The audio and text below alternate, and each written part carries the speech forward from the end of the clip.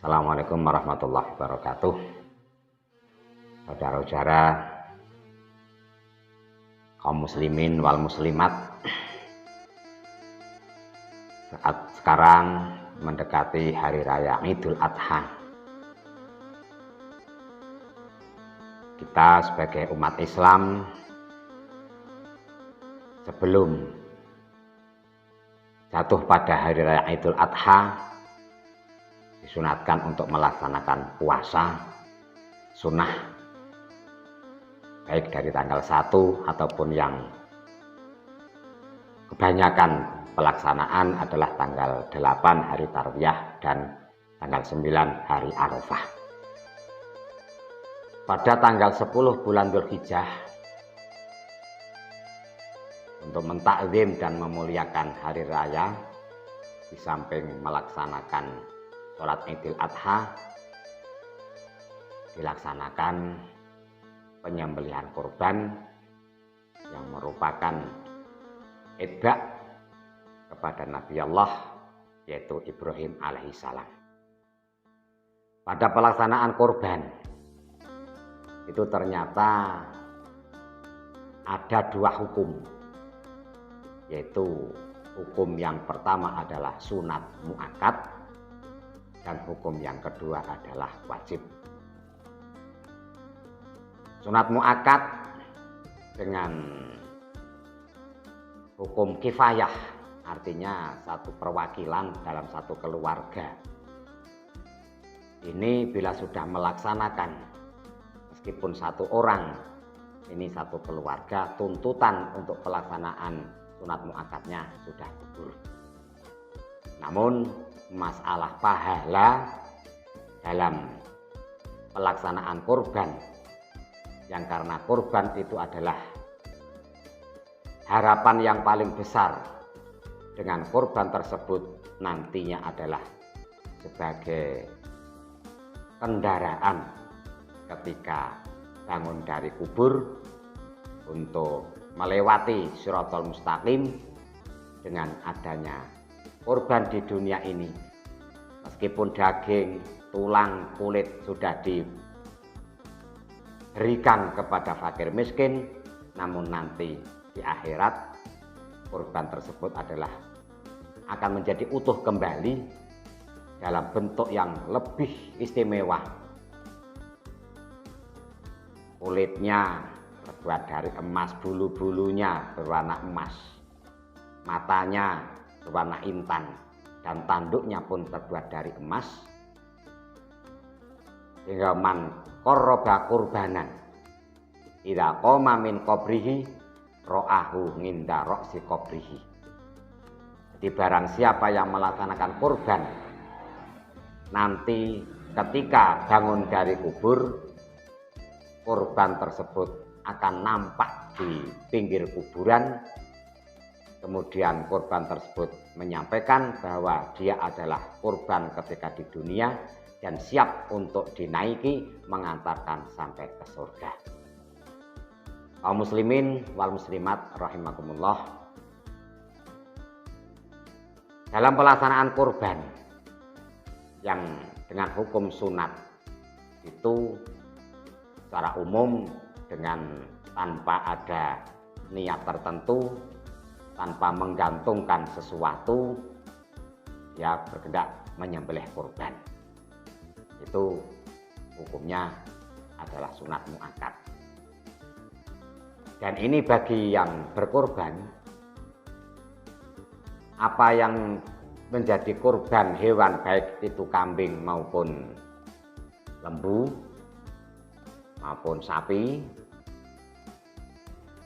ini kalau kurban itu yang dengan hukum sunat, bagi yang berkurban boleh memakan sampai maksimal 1/3 daripada daging kurban atau hewan kurban tersebut. Sementara kurban yang kedua dengan hukum wajib, ini apabila pelaksanaan kurban itu dengan nazar. Jadi nazar itu ada dua macam, nazar mu'allaq dan nazar ghairu mu'allaq. Nazar mu'allaq itu nazar yang dengan digantungkan dengan sesuatu hal. Bagaimana bila nanti saya sembuh dari sakit, saya akan berkorban. Bila saya nanti mendapatkan rezeki banyak, saya akan berkorban. Bila nanti saya panen dengan hasil banyak, saya akan berkorban. Ini nazar dengan mu'allaq, digantungkan dengan sesuatu. Dan juga nazar yang ghairu mu'allaq itu nazar tidak digantungkan. Bagaimana saya menyerahkan kambing ini untuk menjadi korban saya. Ini perkataan yang semacam itu sudah termasuk kategori nazar, meskipun tidak digantungkan dengan sesuatu. Besok hari raya saya akan berkorban, itu juga termasuk perkataan yang nazar. Kedua-duanya, baik yang mu'allaq maupun yang ghairu mu'allaq, bagi orang yang berkorban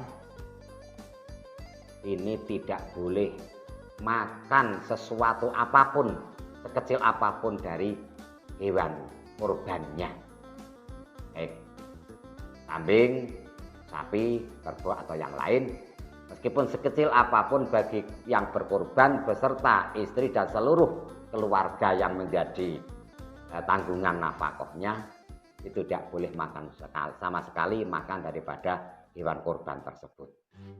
Ini karena hukumnya wajib, sehingga semuanya baik kulit, tulang, daging, kepala, kaki, semuanya harus diberikan, baik disedekahkan pada fakir miskin atau dengan dihadiahkan kepada orang kaya, itu semuanya tidak boleh dimakan sama sekali.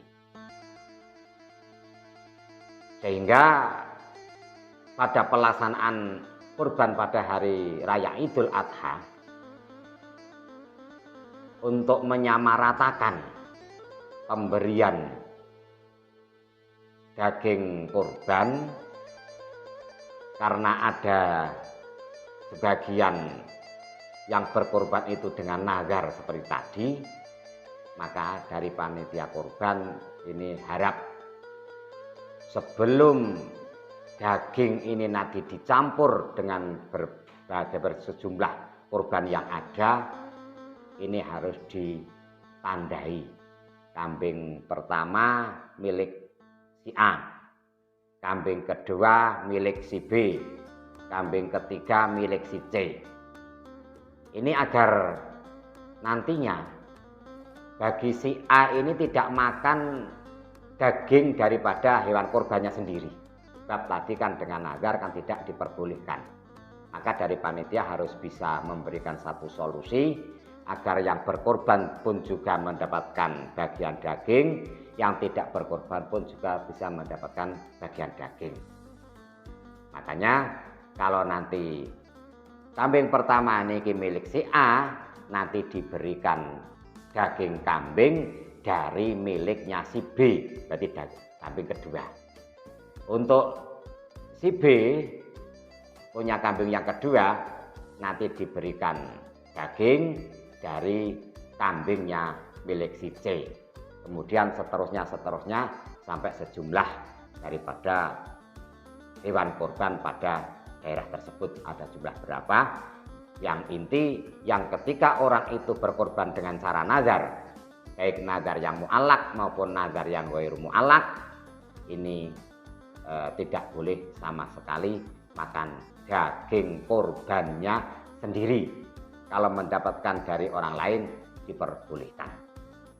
Kemudian seluruh daripada hewan korban tersebut, baik daging, tulang, kepala, kaki, bahkan sampai kulitnya pun semuanya harus diberikan, tidak boleh dijual.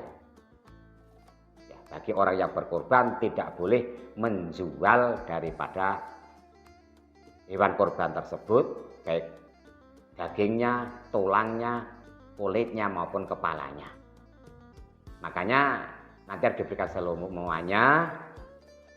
Sementara orang yang menerima seumpamanya kok menerima kepala atau menerima kulit, sementara dia tidak senang atau tidak mau makan kulit. Kemudian dari orang yang menerima kulit tersebut atau kepala tersebut kemudian dijual karena tidak mau makan kulit, tidak mau makan kepala. Artinya kulit atau kepala itu dijual. Ini diperbolehkan. Sebab yang menjual kan penerima, bukan bagi orang yang berkorban. Yang diharamkan itu bagi yang berkorban menjual daripada hewan korban tadi. Tapi kalau bagi penerima karena tidak mau makan daging kambing atau tidak mau makan kulit, akhirnya dijual. Nah, ini diperbolehkan. Maka dari itu dalam pelaksanaan kurban ini sebagai ikhtiat, rata-rata sudah menyerahkan hewan kurban kepada panitia mungkin sehari sebelumnya, 3 hari sebelumnya ataupun seminggu sebelumnya dengan kata-kata, panitia, saya menyampaikan kambing ini untuk kurban saya. Nah ini kan sudah kategori kata nazar yang ghairu mu'allaq tadi, maka ini nanti bagi yang berkorban tidak boleh makan daging korban milik sendiri, bisa diberikan dari daging korban milik orang lain. Nah, demikian kurang lebihnya, mohon maaf. Arul kalam, wassalamualaikum warahmatullahi wabarakatuh.